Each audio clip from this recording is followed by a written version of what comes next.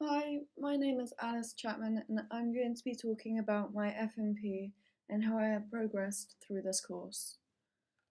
So, if we go onto my FMP folder, the first things you'll see is my project proposal, and here I just talked about what I've learned through the course, how I have progressed, and what's really helped me.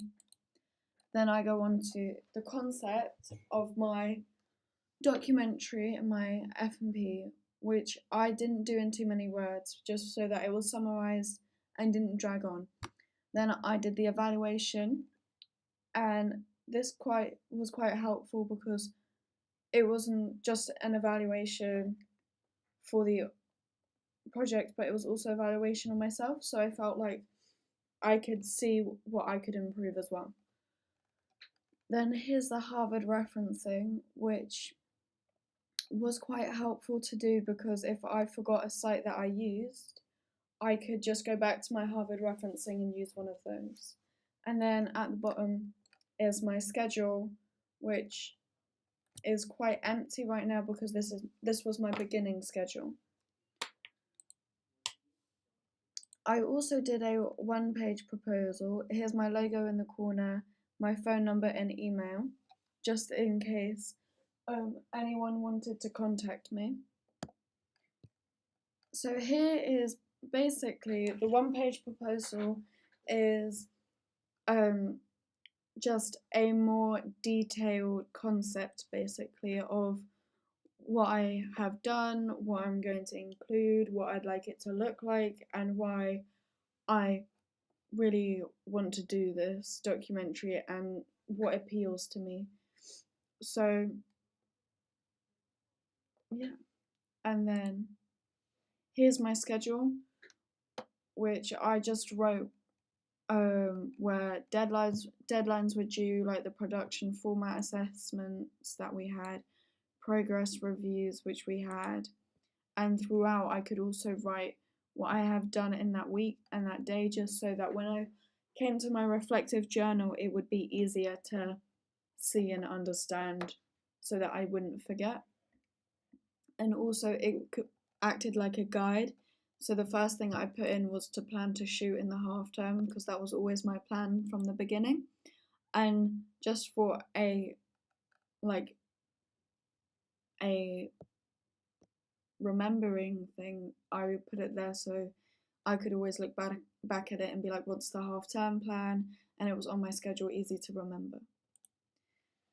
Here we have the pitch, which the first two images you see is my main client. He is a personal trainer. He's also my dad, but it was really helpful because he had a lot of clients that were really happy to help with the documentary and interviews. I have a small concept just because I want, but this is very short and showing clearly what I aim to do, which is to explore how it has impacted people's lives, bringing awareness, because I wanted to focus more on the mental health rather than physical, because most fitness documentaries focus on losing weight, dieting, and things like that, but no one really mentions stress and how it can help with anxiety and things like that. I then go on to hooks and themes, which is mainly obviously health and personal growth, and story is reflection. Here's another image of my contributor helping with a kids' charity. I go on to the target audience. I did have a big issue with the target audience because I later had to change it because I started off with, I think it was millennial generation, but it didn't quite make sense. After I started editing, I realized that it was more of the X generation because it appealed more to that to more older older adults, because the people in the video were also 40 plus, so they could just relate more easier. There's also the target audience profile, which was the demographics C1B, and just showing where I can find it. BBC, E4, they all are their main audience is the X generation. Then go on to primary research briefly and similar products. This really helped the similar products because I was a bit stumped on how I want to present my documentary, just because I was quite picky on how I wanted it to show out. So I really looked mainly at the I Hate My Body, Skinny Boys and Muscly Men on YouTube. I watched that documentary about twice. It was about an hour long, hour and a half.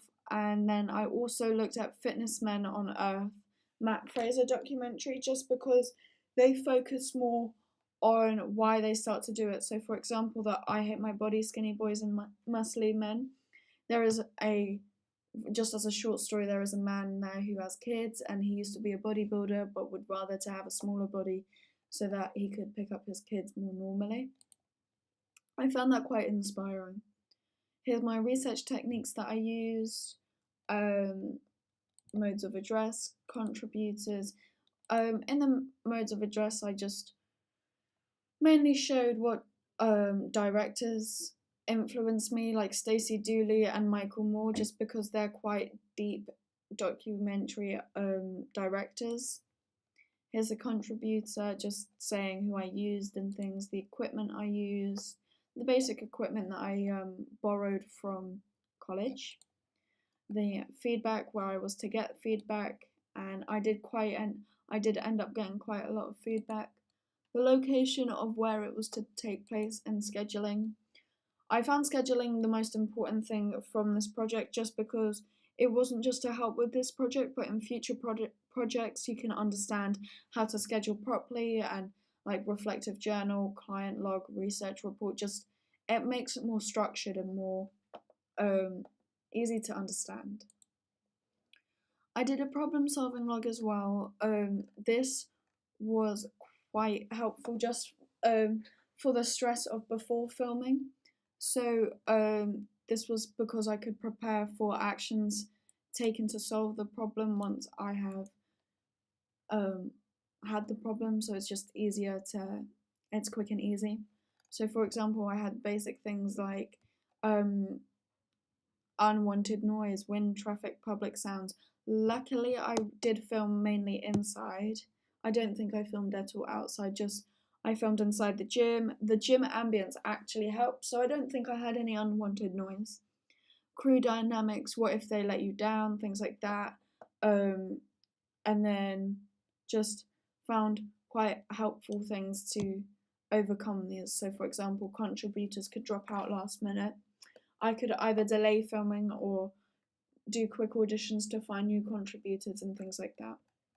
And then at the bottom there is my actual problems that occurred during this project. My main one obviously was I had the wrong generation at first, as I planned for Millennial Gen, as I thought I would appeal more to them. However, I realised last minute after my rough edit I needed Generation X. To prevent this, I had managed to find all the most necessary information in the morning. That helped a lot. I also double checked with the teacher if it was enough, just because I wasn't sure whether it was enough, because I had more millennial generation. I ended up keeping it in my research report, which I will show you shortly. But I had not having enough people to do my survey. I ended up phoning my mum and my dad, because they are nutritionist and personal trainer, just to be like, can you send it to your friends, and just so they could do it and I'd get more feedback so I could clearly see what needs changing. So before filming I had to do a script. Just, I know it's a documentary and you can't plan quite what you'd like to do, but it was just to help timing wise, because I don't want to overtime it and have it too short either. And I just needed to plan well to get the audio, so copyright audio, just non-copyright audio from freesound.org really helped with my music. And so the 3-column script I actually didn't know about until this project. So the screen number and time really helped, because it was like scene 1, which should have lasted 2 minutes. My project, to be fair, did end up shorter than expected, but it did end up short and snappy, which I quite liked in the end. The video just saying how I should fade in slowly, who I was to interview first, what would come up on the screen, such as their name and job title. And then just, this was quite clear, so it wasn't so unstructured and didn't look so professional. So doing this made it more professional and in some way unique. So I was making sure I haven't copied any previous projects. Here I have rough questions that I asked for the personal trainers clients, just the rough ones saying like, do you train for physical and mental reasons? I tried to make it seem more of a conversation, so this isn't directly what I said, because I wanted it not to be so like dotted and step by step in a way. And then I have rough questions for my personal trainer client. So like, what qualifications do you have? Just so that the audience has a bit more of an understanding of what he's like and what it's like to be a personal trainer. If we go back onto the FMP project, you see I have all the other projects feedback, such as photos and planning, production, reflective journal, and research. I'm going to show you research right now. If we go onto budget, you can see I've done a lot of budget research just because I wanted to plan for if I was to do professional big projects. I just need to understand how to budget properly, make sure I'm not overpricing and underpricing. So if we go onto the budget template, you will see that this is the wrong one. This is the template, but here's the one I edited. I've put my production name here, but the issue is that this is what would go here. However, because I worked with my dad and his clients, I ended up not spending anything personally, because camera I obviously borrowed from college that didn't cost anything, and travel wise I didn't have to pay because my dad drove me. But however, if I was to do a professional project, I would have to pay for public transport and things like that, just because I don't have a car quite yet. Here is my research report. I had quite a few issues with my research report, but managed to conquer them in the end. Just so here you can see my name as Chapman and my tutor is B. Gittins. Here we have a small little checklist. This helped me keep in order what I wanted to do and where and what should, and just to make sure I had enough, and it seemed quite professional. So we start off with the introduction, and then I go on to my primary research techniques. At first, it basically looked like this, but I ended up adding more and writing deeper, in-depth paragraphs, such as this feedback, and just talking about feedback that I had, which really helped. I had feedback from about 2 different tutors, one being my professional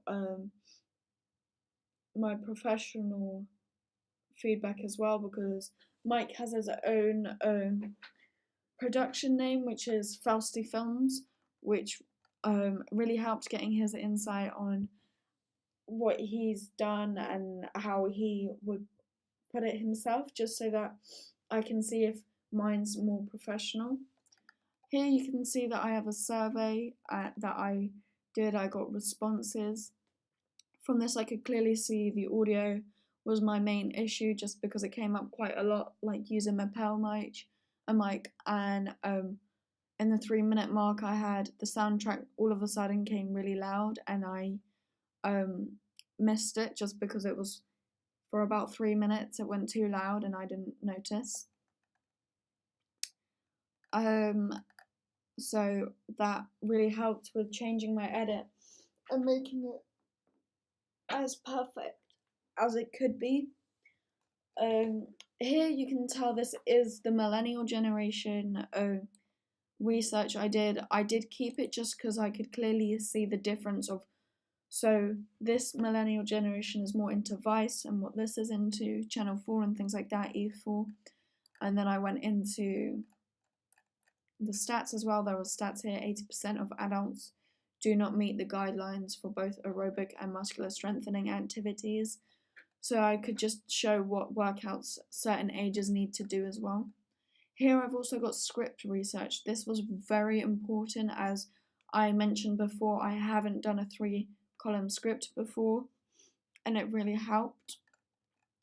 So here I just made a brief paragraph of, like, after doing my edit, why I needed to change my generation, and my generation is from 1965 to 1979, currently between 35 and 55 years old. I went on to just saying the stats of who is more into the technology and who's more into what sites. Technically, this generation is the baby bloomers as well, so I could do a bit of research into them too, which I ended up doing too. Here's my similar product information, which I showed in my pitch. I wrote why. I just, at the ends of every little visual research, primary research, secondary research, I did a mini evaluation saying why I have conducted this research and how I will apply to learn it in my project. So here we go on to the budget and production paperwork. Also, budget, which I showed you. I have done just a small little evaluation on that too. Here's my conclusion, just saying what went well, what I would change if I had to, and if I had to start all over again, what would I have changed? I think organization was just the key thing I would have changed, purely because I wouldn't say I was just too delayed. It was mainly that I should have done my production paperwork ASAP compared to when I did it, which was mainly after my edit, which seemed a bit not so smart after all. So here's my Harvard referencing as well, which is also on my proposal.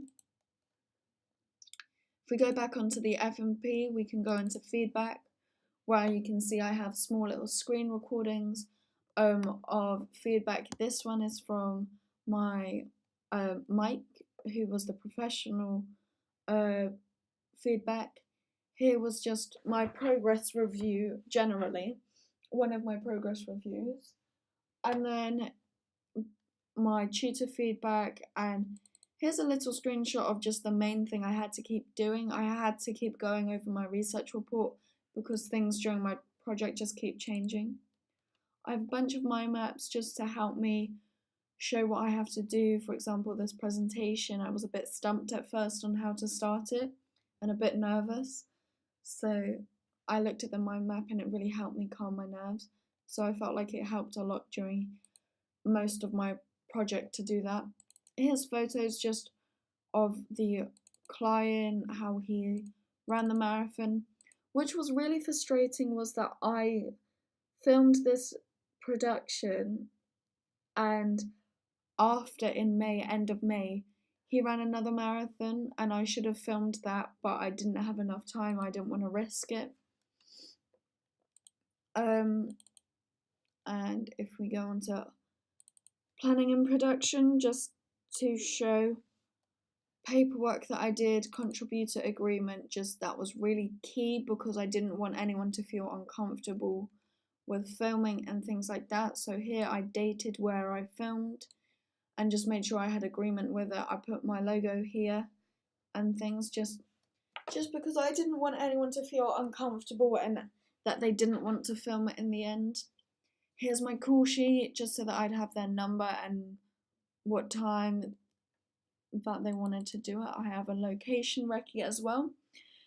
This really helped just because it was a tiny bit like doing a risk assessment, but a tiny bit.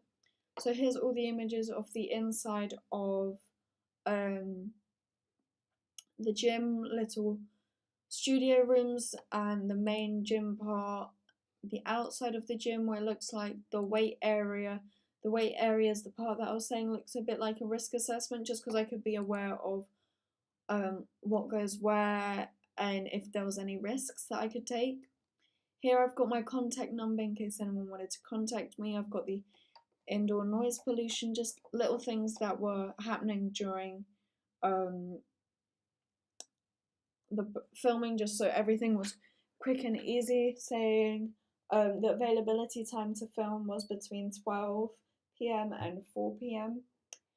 I then have any safety issues, and also location site contact in case there was any emergency issues. Parking lot, because everyone who was involved in my project was old enough to drive.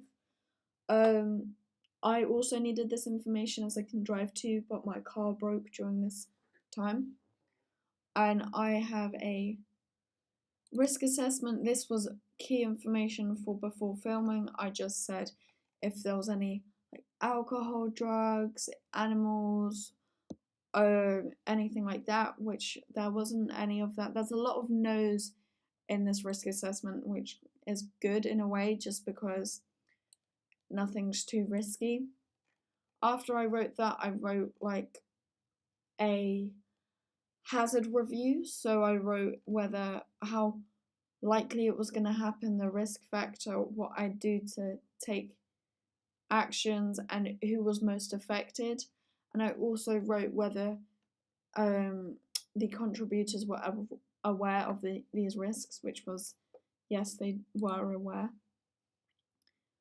And if we go back on FMP, I have reflective journal. Now, reflective journal was a big issue towards at the beginning of the production. Just I was very unaware of how to start things and how to evaluate properly. I was able to write down what I wanted to say, but I could never really just evaluate it properly and like reflect on it. So here I've got guidelines, just because that really helped as well, showing guidelines for writing it. So just I could ask myself these questions while writing my reflective journal. I did find towards the end of, so here's in-depth photos and screenshots of what I've done, what happened. Here, if you see the different colours, this is because I wrote my proposal 3 times just because I wanted to make it perfect. And I had like, the red was just to show what needed changing and things like that. I then go on to the script and things like that. So if we go more towards the end, you can see I have big paragraphs.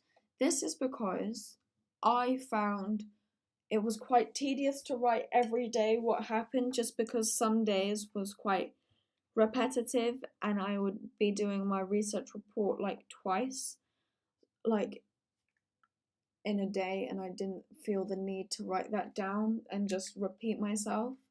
So I ended up doing quite a detailed paragraph of the week. So for example, filming week, so the 25th to 28th was March filming, is filming week. The 28th was the day I actually filmed, and here is my editing week, how I edited and things like that. I found this quite useful, the research report, just because it helped me learn how to reflect properly, because in any job, any situation, even just life in general, you really need to reflect on what you've done and how it has impacted your life in certain ways.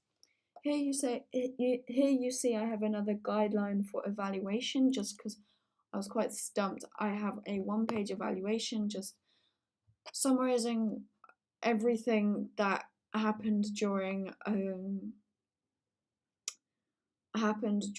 filming, production paperwork, even saying what happened during my animatic and things like that. I will be showing you my animatic as well. So if we go here, you can see the audio won't come through, but I did have This is shot one yeah, of here's the personal audio. trainer's interview, and this is shot two.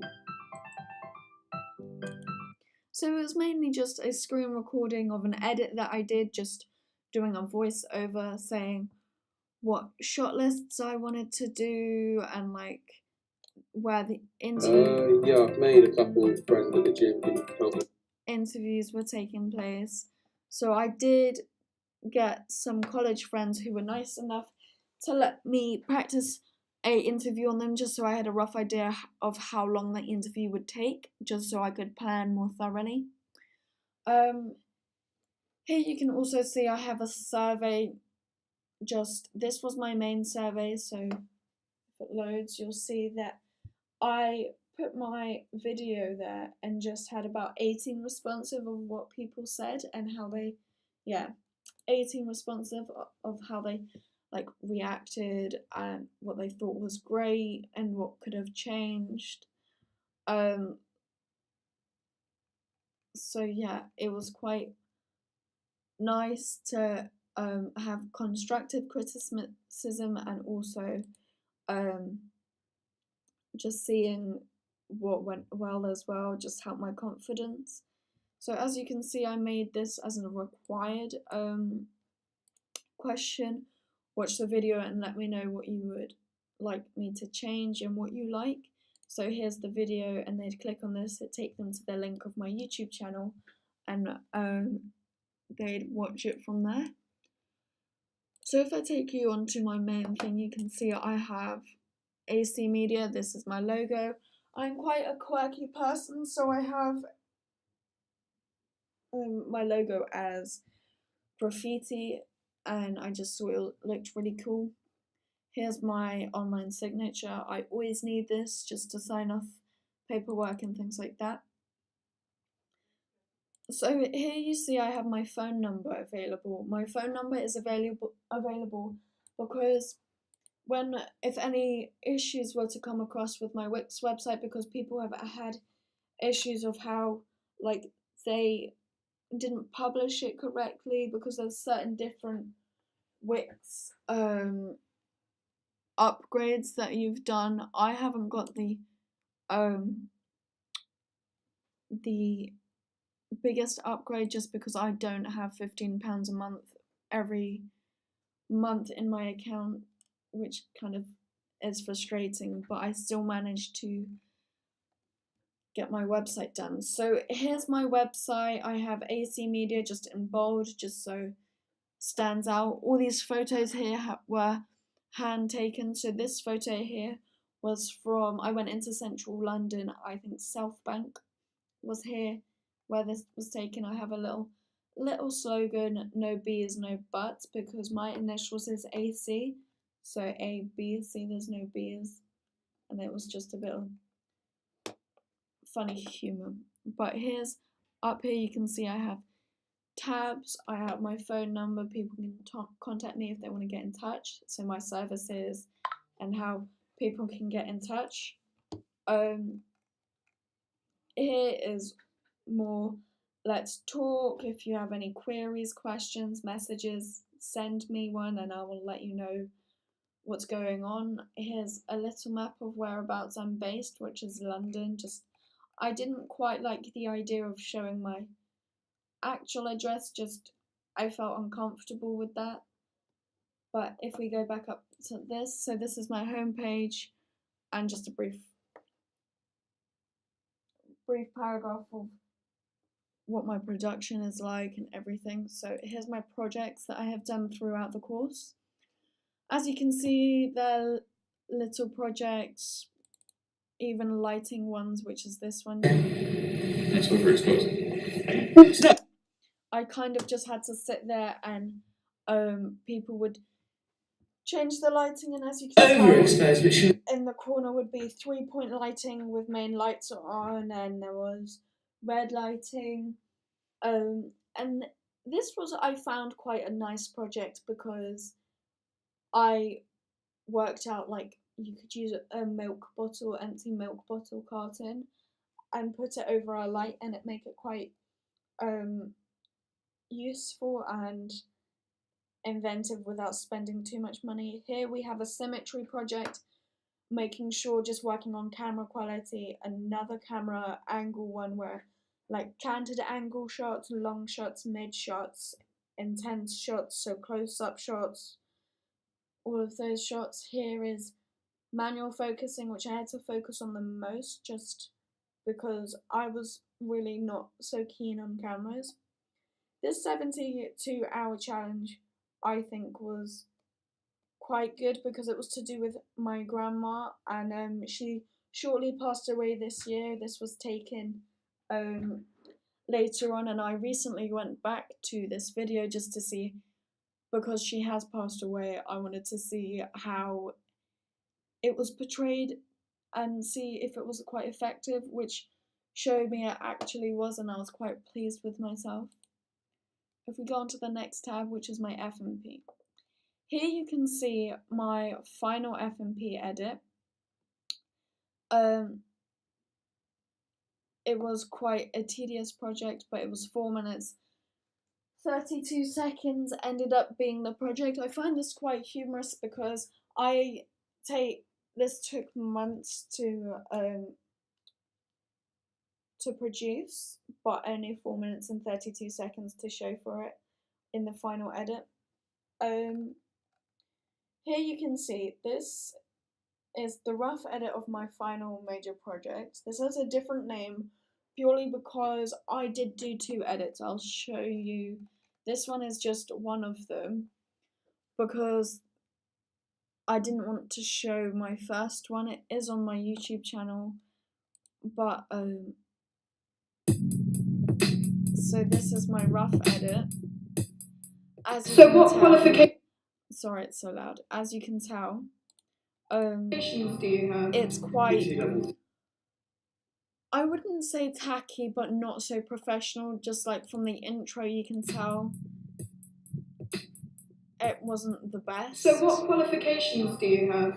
PTW. I then went into an interview with my dad, my personal trainer, contributor, and then throughout the interview I did quite this nice thing that my tutor advised to me to do, that when he's talking I do cutaways, which I'll try get to one and show you. Les Mills, Yeah, here you go. training, strength and conditioning.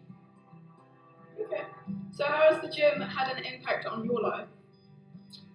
It's kept me motivated for my own personal training. So that I like show that he trains himself, and it's quite a nice couple cutaways that I've done, and here I do him training the clients, staying hydrated, all of that. I then go into an interview with the more confident lady just because her interview was longer and she was quite confident with her appearance and motivation, which she does explain in the interview. I show how like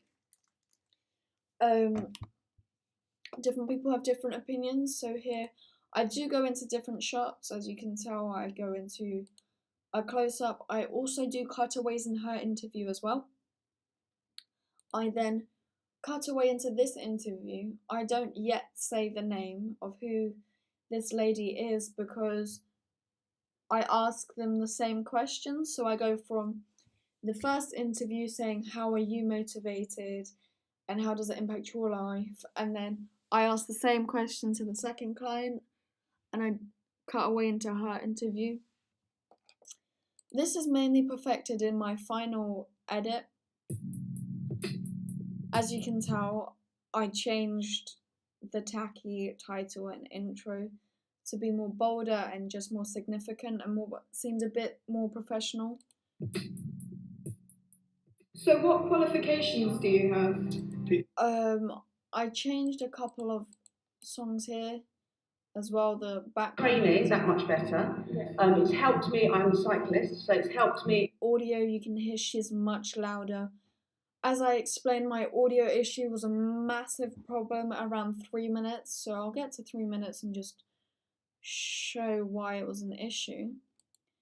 This lady that I interviewed, she has a quieter voice, and I wasn't aware of this while filming. So the camera mic was just too far away. I wrote all of this down in my problem solving log, and yeah. I don't diet so much as I clean eat, so I eat a lot. Here you can hear her much louder compared to what you used to hear her, and I end the video just on a quite cute little nice showing how stretching out after training is always mainly important. But the last little clip, she smiles at the end and they're having a little joke, because people do get along. It's all a laugh during training. It's not just you must train and you must be serious about training all the time. So this was my Wix website, where you could access it through my drive. I have UCAS folder and a year 1 folder. But this was my F&P. Thank you for watching. I hope you enjoyed.